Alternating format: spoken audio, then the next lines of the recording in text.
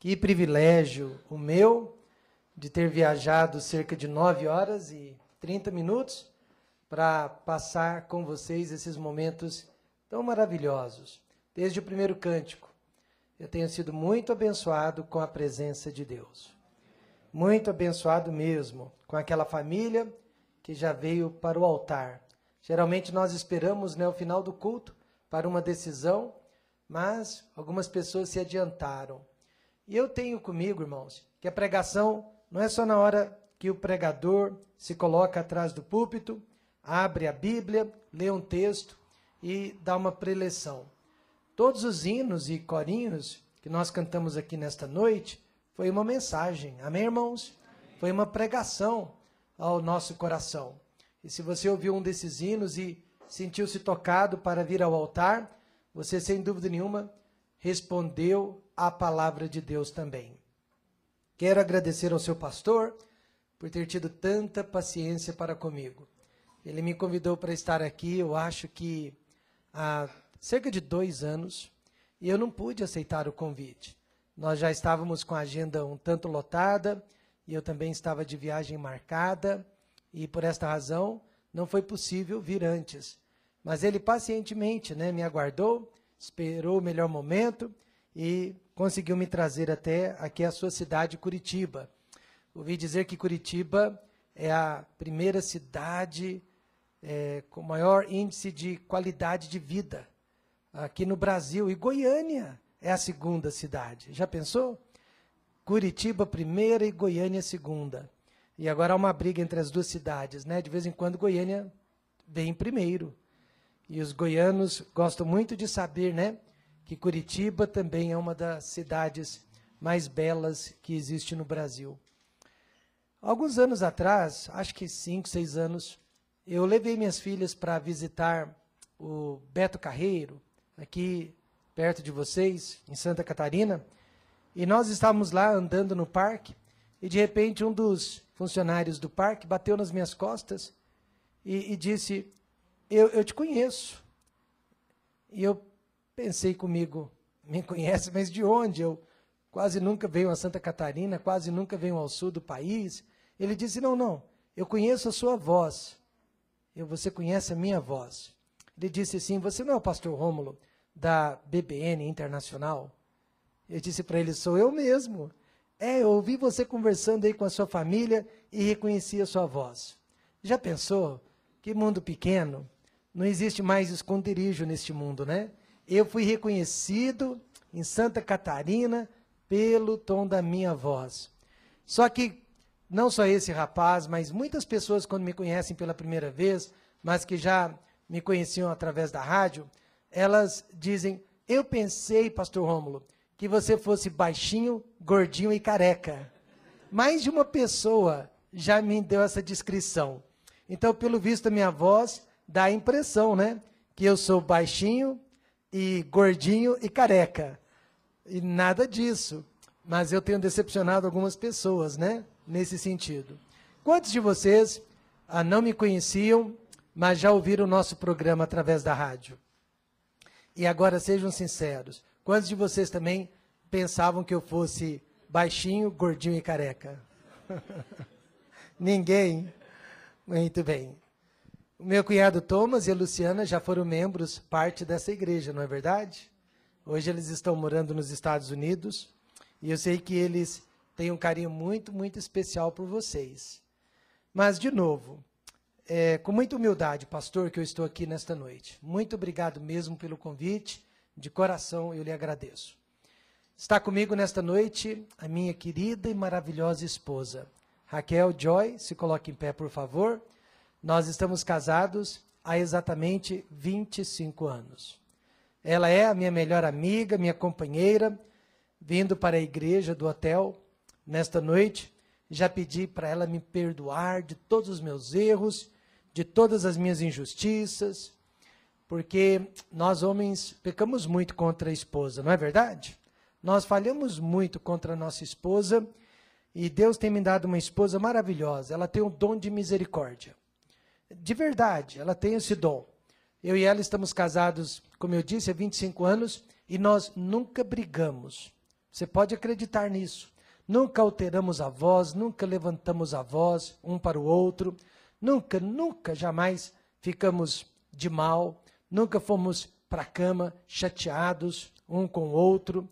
Nossas filhas jamais assistiram a uma briga, uma desavença entre os pais. E pessoas me perguntam, pastor, mas como que isso é possível? E a primeira resposta é pela graça de Deus. Nada vem de nós mesmos, mas é pela graça de Deus. E também porque Deus me deu uma esposa com dom de misericórdia.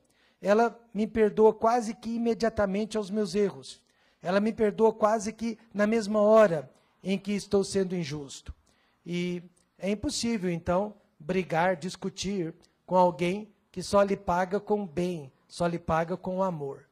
Eu agradeço muito a Deus por essa esposa, sempre orei por uma esposa assim, e Deus verdadeiramente me recompensou. Muito obrigado, Raquel, por ser a minha esposa e a mãe das minhas filhas. Graças a Deus. Lucas capítulo 8, versos 40 em diante. Qual é o nome do seu pai? O nome do meu pai é Jairo. O nome do meu pai é Jairo. Este, na verdade, é o nome da minha mensagem. O nome do meu pai mesmo é Durval. Mas o nome do meu pai nesta mensagem é Jairo. Porque Jairo foi um homem muito especial. Há um ditado que diz que tudo se levanta e tudo cai com liderança. E eu acredito neste ditado. E nós, homens, nós somos a liderança dentro do lar. E Deus precisa nos dar muita sabedoria, né? Para que possamos direcionar o nosso lar no caminho certo. Se coloque em pé para a leitura da palavra de Deus. Lucas capítulo 8, a partir do versículo 40.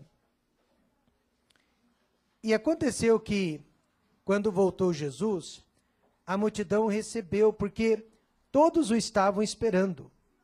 E eis que chegou um homem de nome Jairo, que era príncipe da sinagoga, e prostrando-se aos pés de Jesus, rogava-lhe que entrasse em sua casa, porque tinha uma filha única, quase de 12 anos, que estava à morte. Indo ele, apertava-o a multidão. E uma mulher que tinha um fluxo de sangue, havia 12 anos, e gastara com os médicos todos os seus bens, e por nenhum pudera ser curada, chegando por detrás dele, tocou na orla do seu vestido, e logo estancou o fluxo do seu sangue. E disse Jesus, quem é que me tocou? E negando todos, disse Pedro, e os que estavam com ele, mestre, as multidões te apertam e pressionam, e dizes, quem é que me tocou? E Jesus disse, alguém me tocou, porque bem conheci que de mim saiu poder.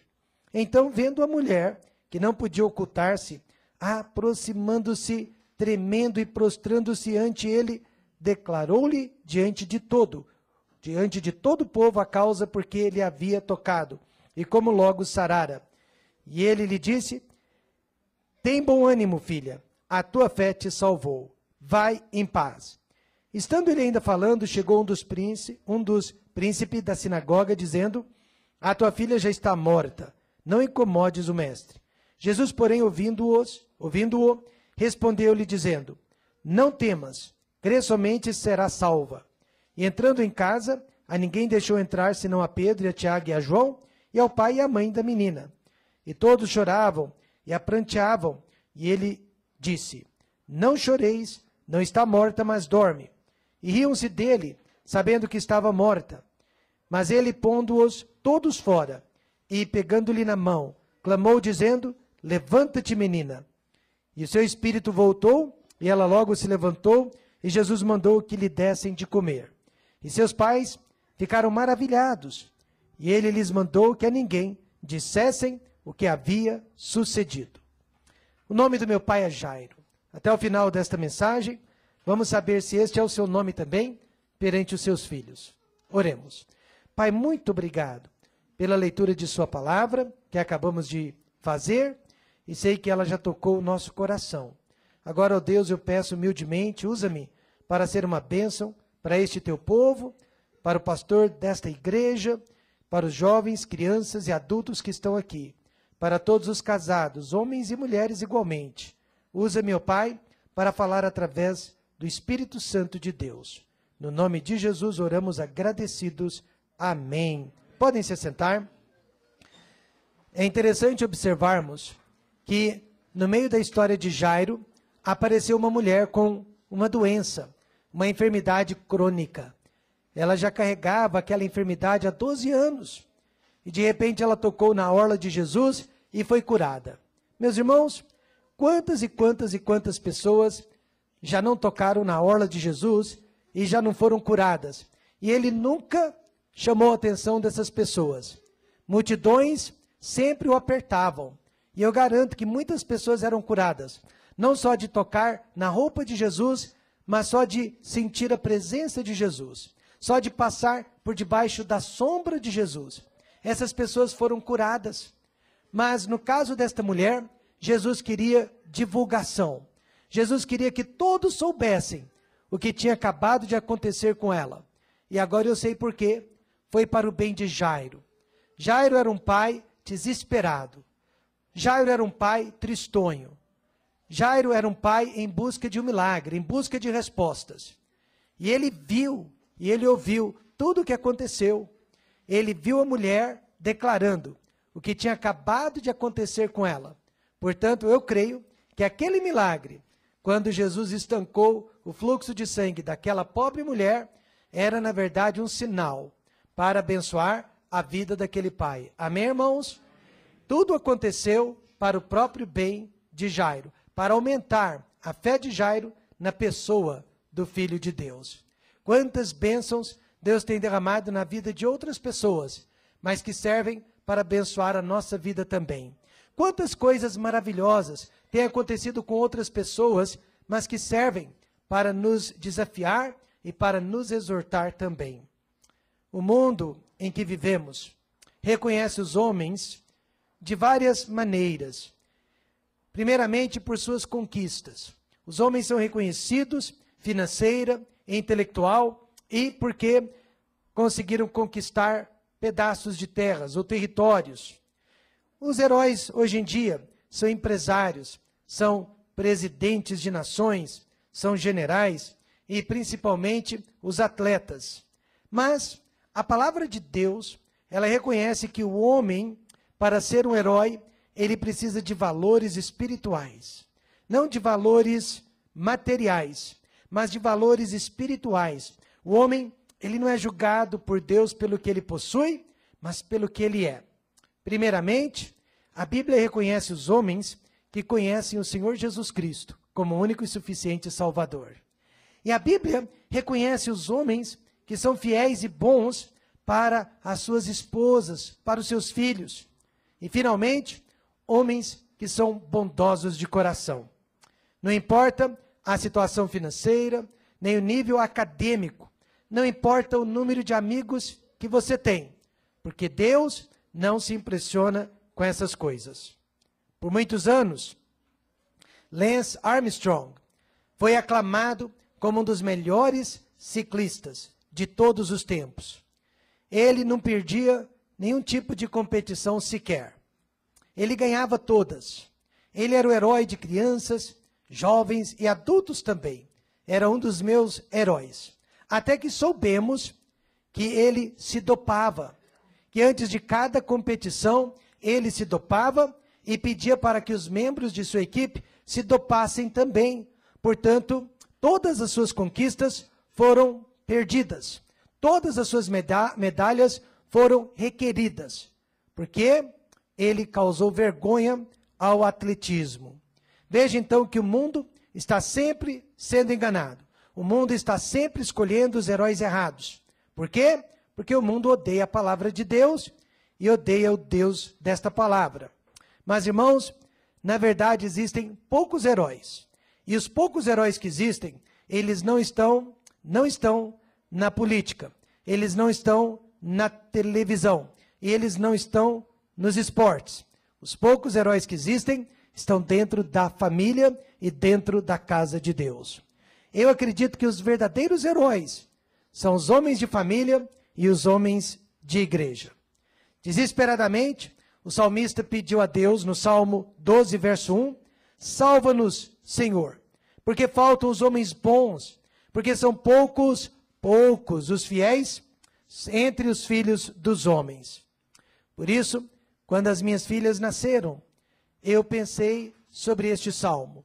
E eu orei, ainda ali, na sala de parto, eu orei para que Deus, na sua bondade e misericórdia, providenciasse homens bons, para que se casassem com elas um dia.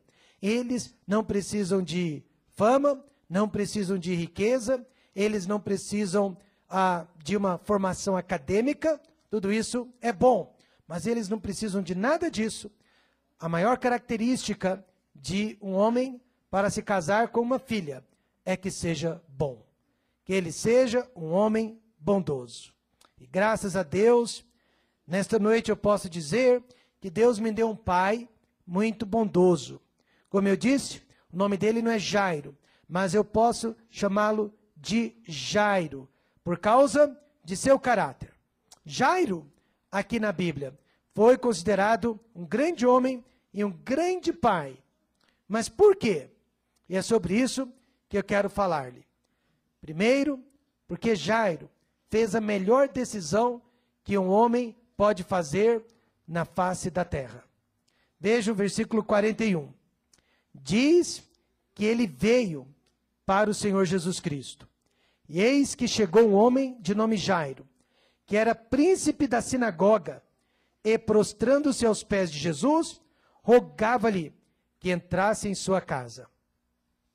A melhor decisão que um pai ou um homem pode fazer para o bem de sua família é conhecer o Senhor Jesus Cristo. Não é possuir um plano de saúde, não é investimento financeiro ou dar educação para os filhos. Mas, irmãos, é receber o Senhor Jesus Cristo como Salvador. Porque as outras coisas não garantem o futuro de seus filhos. Nem aqui na terra e muito menos no céu. Mas Jairo, ele garantiu a vida. Não só a vida, mas o futuro de sua filhinha. Fazendo o quê? Indo atrás do Senhor Jesus Cristo naquele dia. Mas por quê? Jairo saiu de sua casa e foi até aonde Jesus Cristo estava. Primeiro, ele foi com o coração quebrantado. Ele chegou na presença de Jesus com o coração quebrado. A multidão não podia perceber, a multidão não sabia, mas Jesus sabia a razão que Jairo estava ali. Jairo tinha uma filhinha única de apenas 11 anos de idade, prestes a morrer. Na verdade, quando ele saiu de casa, ela ainda estava respirando. Mas quando ele voltou, talvez no final daquela tarde, ela já estava morta. Jairo, ele era um líder espiritual dentre os judeus. Ele tinha uma posição de muita importância dentro da sinagoga. Portanto, irmãos, não se engane. Ele só foi a Jesus Cristo porque o seu coração estava quebrantado, porque havia uma urgência, porque havia uma dor maior do que tudo. Caso contrário, ele não teria ido. E às vezes, Deus também permite algum tipo de dor, algum tipo de incômodo, algum tipo de tentação e provação, para nos fazer sair de onde estamos, para nos fazer abandonar algum tipo de pecado. E nada quebra mais o coração de um pai do que quando ele vê a presença da morte no rosto de seus filhos. Minha esposa, ela já é a terceira geração, ou ela faz parte da terceira geração de missionários em sua família. E tudo começou com seu avô, por parte de mãe. Ele era um rico empresário, um rico fazendeiro. Além da fazenda, ele tinha também uma loja de pneus. E Deus o havia chamado para ser um missionário. Mas ele não estava disposto a deixar a sua vida de fazendeiro e a sua vida de empresário bem-sucedida para trabalhar entre os índios nas montanhas rústicas do México. E ele desobedeceu ao chamado de Deus. 7 anos depois, ele viu o seu filhinho primogênito, de 4 aninhos de idade, entre a vida e a morte no hospital. E os médicos já tinham tirado toda a esperança que aquela criança pudesse se restabelecer. O pai, desesperado então, ajoelhou-se e pediu perdão a Deus por sua desobediência e prometeu que se Deus curasse o seu filho, ele venderia todos os seus negócios para o primeiro comprador, deixaria tudo para trás e iria servir a Deus no campo missionário. Naquele mesmo dia, Deus curou seu filho, sem nenhuma explicação por parte dos médicos.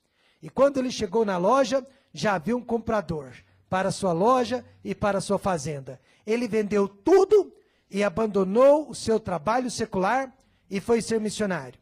Morreu como missionário no campo, depois de 55 anos servindo ao Senhor Jesus Cristo. Às vezes, Deus precisa quebrantar o nosso coração, causar algum tipo de transtorno e tristeza, para nos tirar do conforto do pecado no qual nós nos encontramos. Por isso Jesus disse, toda vara em mim que não dá fruto, atira e limpa toda aquela que dá fruto, para que dê mais fruto. E a expressão tirar significa colocar de lado ou suspender para que dê mais fruto. Jairo, apesar de líder espiritual, não conhecia o Senhor Jesus Cristo, não podia dar fruto. Apesar de príncipe dentro da sinagoga, não podia dar frutos. Então, Deus colocou a filha dele de lado. Deus suspendeu a filha dele. E foi através daquele gesto que Jairo correu para os braços do Senhor Jesus Cristo. Mas você sabia que existem muitos homens que, apesar de todo o sofrimento dentro do lar, dentro da família, não procuram a Deus? Porque os seus corações estão muito petrificados. Um desses pais até recebeu a notícia que seu filho tinha acabado de cometer suicídio. Fez de conta que não era com ele e continuou a vida como se nada tivesse acontecido. Jairo não era assim. Amém, irmãos? A dor de sua filha era a dor de Jairo também. E na hora da dor, Jairo não temeu perder o seu cargo, não temeu perder o seu emprego, porque a doença de sua filha lhe deu toda a coragem que ele precisava. O verso 41 diz que ele era príncipe na sinagoga. Procurar a ajuda de Jesus Cristo, considerado inimigo dos fariseus, poderia ter lhe custado o emprego, a posição, bem como a sua própria vida. Mas aqui eu lhe digo, para salvar um filho, o pai não tem medo de nada. Amém, irmãos? Ele não tem medo dos parentes, ele não tem medo da empresa, ele não tem medo do governo, ele não tem medo de qualquer pessoa que seja. Meu pai, por exemplo, ele é o único crente, o único evangélico de sua família. Ao ir para a igreja, ele perdeu a comunhão com a mãe, com os irmãos e irmãs, com quem ele costumava ter contato o tempo todo. Por muitos anos, eles tiveram pouquíssimo contato. Mas eu lhe digo, se não fosse pela coragem do meu pai, hoje eu não estaria aqui com vocês, hoje eu não estaria servindo a Deus. Foi criado na igreja por um pai que colocou Deus acima de tudo. É preciso ter coragem para ser pai, e é preciso ter coragem para servir a Cristo. Às vezes, o homem terá que enfrentar a própria esposa, a fim de colocar Jesus Cristo em primeiro lugar. Desde os meus 12 anos de idade, eu sempre trabalhei para ajudar em casa, para ajudar o meu pai financeiramente. Ele mesmo nunca pôde me dar muitas coisas, mas, irmãos, ele me deu o maior presente de todos. Ele me deu o Senhor Jesus Cristo. Então, esta é a melhor decisão que um pai pode fazer nesta noite, para o bem de seus filhos, para o bem de sua família. Vir ao Senhor Jesus Cristo. Render-se completamente ao Senhor Jesus Cristo. Quantos homens aqui já se renderam completamente ao Senhor Jesus Cristo? Graças a Deus. Em segundo lugar, a segunda melhor decisão que Jairo fez. Jairo deu o melhor testemunho que um homem pode dar. Ser um pai biológico é muito fácil. Há meninos aí de 15, 16 anos que já são pais biológicos. Mas, para ser um pai de testemunho cristão, é difícil. Qual é o segredo para ser um pai de testemunho? é amar os seus filhos acima de si mesmo. É amar os seus filhos acima de si mesmo.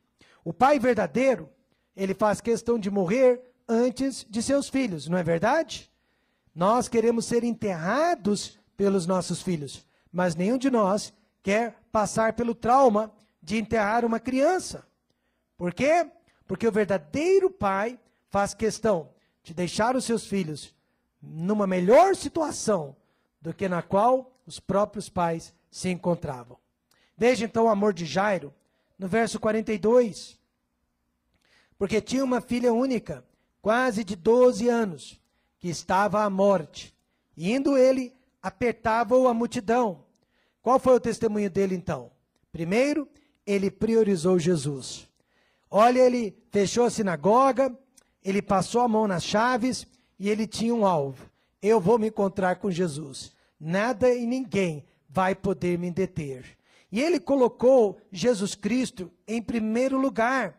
Até então, muitas pessoas estavam procurando Jesus por questões políticas e financeiras ou pela cura física de suas enfermidades. Mas Jairo não. Ele foi a Jesus em benefício de sua filha. Ele foi a Jesus em benefício de sua família. E a Bíblia diz que a multidão o apertava. Ele corria perigo de morte, porque quem é você para passar na nossa frente? Quem é você para chegar lá primeiro? Nós também estamos tentando alcançá-lo. Nós também estamos tentando tocá-lo. Mas ele passou por todos os desafios e ele venceu todos os obstáculos, mesmo correndo perigo de vida ou de morte, para chegar onde Jesus Cristo estava. Dentro da sala de aula, uma professora pediu às crianças para que desenhasse uma figura que representasse a Deus. Ela queria saber qual a concepção que aquelas crianças tinham de Deus. E de repente uma criança, dentre todas, tentou desenhar a foto, a figura de seu papai. Então a professora chegou para ela e disse: mas você está desenhando o seu papai? Não foi isso que eu pedi? Eu quero que você desenhe Deus. E aquela criança disse: professora, eu não sei como Deus é, mas eu imagino que ele deva ser como o meu papai. Amém, irmãos? Por quê? Porque nós, homens, pais, somos a única figura, símbolo de Deus na vida de nossas crianças. Tudo que a criança sabe e aprende a respeito de Deus é através da vida de seu pai.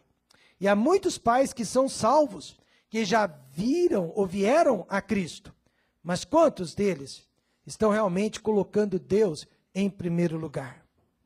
Os pais às vezes me procuram pedindo ajuda para com a rebeldia de seus filhos. E às vezes eu tenho que dizer: mas pai, você também tem sido rebelde para com Deus. Onde estava você no último domingo? Com quem estava você no último domingo? Porque nossos filhos não serão melhores para nós do que nós estamos sendo para Deus. Jairo queria a cura de sua filha, mas primeiro ele teve que curar a si mesmo. Ele largou o que ele era, e ele largou tudo o que ele tinha, e correu para onde Jesus Cristo estava. Ele priorizou Jesus. Segundo, ele foi um homem de intercessão. Veja, irmãos, o verso 41. E prostrando-se aos pés de Jesus, rogava-lhe que entrasse em sua casa. Note duas palavras fortes, que mostram o que interceder significa. É prostrar-se e rogar. São duas coisas que Jairo fez em público, e nós podemos fazer em particular pelos nossos filhos. Quantos aqui já colocaram a boca no chão por seus filhos? Quantos já rogaram a Deus por seus filhos? Graças a Deus, eu era jovem, recém-casado, quando ouvi um pastor dizendo que nós, homens, somos os sacerdotes do lar. E qual é a maior função de um sacerdote? Senão a de interceder. Então, através da oração, nós estamos salvando a vida dos nossos filhos. Amém, irmãos? Foi assim que Noé salvou seus filhos, através da oração. Foi assim que Abraão salvou Isaac, através da oração. Foi assim que Jó salvou a alma de seus filhos que foram para o céu através da oração. Foi assim que Josué, apesar de uma geração desobediente e rebelde, salvou seus filhos através da oração. Que privilégio temos de poder orar pelos nossos filhos. Mas quantos filhos aqui podem dizer que seus pais já oraram por você no dia de hoje? Nós temos na igreja uma mãe, não é um pai, uma mãe que cria os filhos, solteira. E eu tenho visto a oração daquela mãe salvando os seus filhos das drogas, da prostituição, da criminalidade. Filhos e netos daquela senhora estão sendo literalmente salvos através da vida de oração daquela mulher. Portanto, oração é um privilégio que nós exercemos para com os nossos filhos. Por isso, o nome do meu pai é Jairo. Por quê? Ele já fez a melhor decisão que um homem pode fazer neste mundo. E porque ele dá o melhor testemunho que um homem pode dar neste mundo. Mas qual é o nome do seu pai? Em terceiro lugar, Jairo enfrentou o maior teste que um pai pode enfrentar neste mundo. No verso 49, alguém disse para ele: a tua filha já está morta, não incomodes o mestre. Nenhum pai, nenhuma mãe conhece a verdadeira dor até receber uma notícia dessas, não é verdade? É a pior dor que existe na vida de um ser humano, perder um de seus próprios filhos. No mês de maio de 2003, nós perdemos uma gravidez. Minha esposa já estava grávida há 3 meses. Nós chegamos a ouvir o coração do bebezinho. Chegamos a ver a imagem dele através do exame de ultrassom. E aquela criança já fazia parte da nossa vida. Eu sempre fico imaginando hoje como que ele ou ela seria. E qual seria a idade dele no dia de hoje. Foi uma dor, irmãos, indescritível. Mas eu tenho certeza que a dor teria sido muito maior se tivesse sido uma criança de 11 anos de idade, com quem já tivéssemos convivido por 11 anos. Por isso, só Deus sabe a dor que Jairo sentiu quando ele recebeu a notícia: a tua filha já está morta, não incomodes o mestre. Pais, o que vocês fariam se recebessem uma notícia assim também? Jairo confiou em Jesus Cristo. No verso 50, Jesus, porém, ouvindo-o, respondeu-lhe dizendo: não temas, crê somente e será salva. O que tinha acabado de acontecer, Jesus tinha curado uma mulher há 12 anos com fluxo de sangue. Ela tinha acabado de tocar na orla do Senhor Jesus Cristo e foi curada. Agora Jesus podia dizer para Jairo: não temas, crê somente. Amém, irmãos? Lembre-se do que você acabou de ver. Lembre-se do que você acabou de ouvir. Foi por tua causa que todas essas coisas aconteceram, para que agora, neste momento, você pudesse confiar em mim. Não temas, crê somente. Foi o que Jesus disse. Quando perdemos a nossa gravidez, Deus nos deu certeza que era para o nosso bem. Pois sempre orávamos, eu e minha esposa, que nossa criança não nascesse, se não fosse para ser salva, se não fosse para receber Jesus Cristo e viver por Ele. Mas nunca questionamos se Deus tinha poder ou não para salvar aquela gravidez, para curar aquela criança. Porque o tempo todo sabíamos que Ele tem todo o poder. Testes virão para todos os pais. E o mais importante nessas horas é confiar em Deus. Porém, o meu maior medo é que quando os testes vierem, eu esteja fora da vontade de Deus, fora da palavra de Deus, fora da casa de Deus, porque aí sim, as provações serão muito maiores do que eu possa suportar. E segundo, veja o verso 52, Jairo foi recompensado por Jesus. E todos choravam e a pranteavam. E ele disse: não choreis, não está morta, mas dorme. Morta para os homens ela estava, mas aos olhos de Deus ela estava apenas dormindo. E no verso 54, Jesus acordou do seu sono e a entregou nos braços de seus pais. Há muitas formas de ser recompensado neste mundo, mas sabe qual é a melhor de todas? É ver os seus filhos e os filhos dos seus filhos no caminho de Deus. Em 1992, quando o avô da minha esposa já estava avançado em idade, ele fez uma reunião com todos os membros de sua família e já havia 4 gerações ali dentro daquela casa. O avô, os filhos, os netos e os bisnetos. 37 pessoas ao todo, entre filhos e netos e bisnetos. E todos os 37 lavados no sangue de Jesus Cristo. O avô da minha esposa disse: valeu a pena ter vendido a minha fazenda, ter vendido a minha loja e ter me dedicado única e exclusivamente para fazer a obra de Deus. Vale a pena, pai, colocar Deus sempre em primeiro lugar. Imagine a recompensa de Jairo, quando Jesus entregou a criança nos seus braços, não só viva, mas completamente curada. Amém, irmãos? Nós não sabemos qual foi a enfermidade que levou aquela criança à morte, mas ela não estava só viva, ela estava curada. Pai, se a sua maior recompensa é ver os seus filhos formados, advogados ou médicos, ganhando muito dinheiro neste mundo, o seu nome não é Jairo, o seu nome é Ló, sobrinho de Abraão, pois era isso que ele queria: fama, dinheiro, riqueza, posição. Não é à toa que ele perdeu a sua esposa para a morte e suas filhas para a imoralidade. Mas se você deseja que seus filhos tenham temor de Deus, amem a Deus, sirvam a Deus, seu nome é Jairo.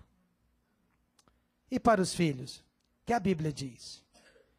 É maravilhoso ter um pai chamado Jairo, mas o que você precisa fazer para com os seus pais? A Bíblia simplesmente diz isso: honra teu pai e a tua mãe, para que se prolonguem os teus dias na terra que o Senhor Deus te dá. Eu não sei quem era a filhinha de Jairo, mas imagino que ela devia honrar os pais. Por isso Jesus prolongou os dias dela sobre esta terra. Como nós podemos honrar os nossos pais? Obedecendo-os. Não até os 18 anos de idade, mas enquanto estamos debaixo do teto deles. E depois, cuidando bem deles e honrando-os, principalmente na velhice. Preguei esta mensagem tão rápida, tão simples, alguns meses atrás, numa igreja, aqui do Sul também. E quando eu terminei a pregação, um homem de 88 anos de idade,